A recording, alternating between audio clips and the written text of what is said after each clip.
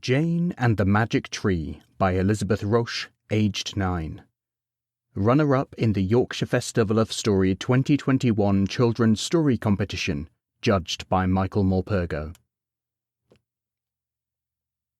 On a small countryside farm, a good-natured young girl lived in a pearl-white house. Her name was Jane. She had gorgeous curly ginger hair and joyful emerald-green eyes. Jane loved exploring the countryside near her farm and always hoped to find friendly wild animals.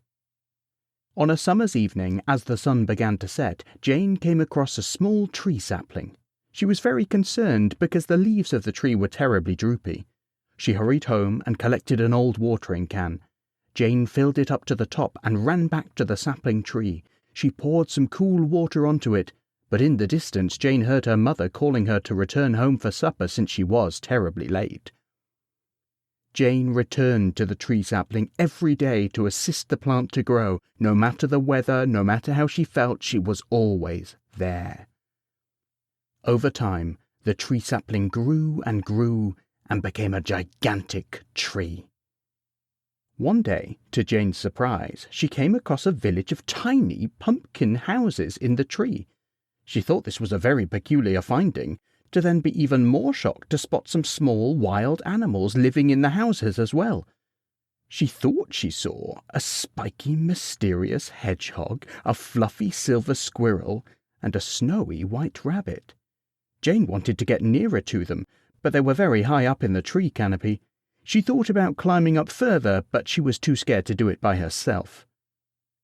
One cloudy morning, Jane was playing in a field near the gigantic tree when she saw her father marching towards it. He had a very sharp axe, and she was very concerned that he was going to cut her tree down. So she ran as quickly as she could to him, and she shouted, "Stop! Please, stop!" Jane's father said, "But why?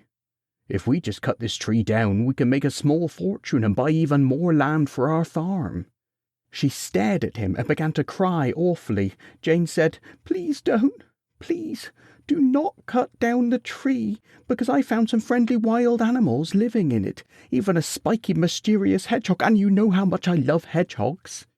Her father stared at her for a long time and then said, "Okay, I will not do it today, but we need to think about other ways of earning money for the farm, and that tree contains a lot of wood which we could easily sell at the farmer's market."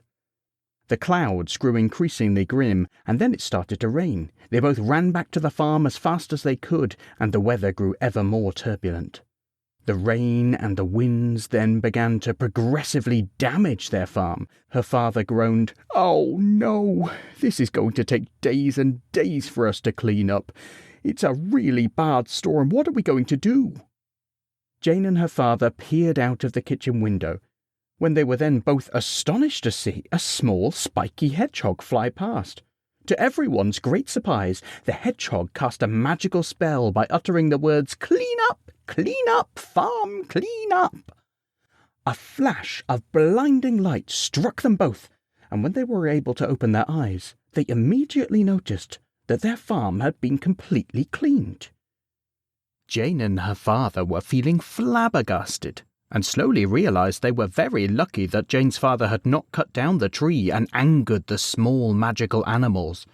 Jane's father said, "I think I am not going to ever cut down that tree. Those magical animals can be very helpful, and awfully powerful too." As time went by, Jane and her father lived happily ever after on the farm, and learned to live with their magical neighbours and the gigantic tree.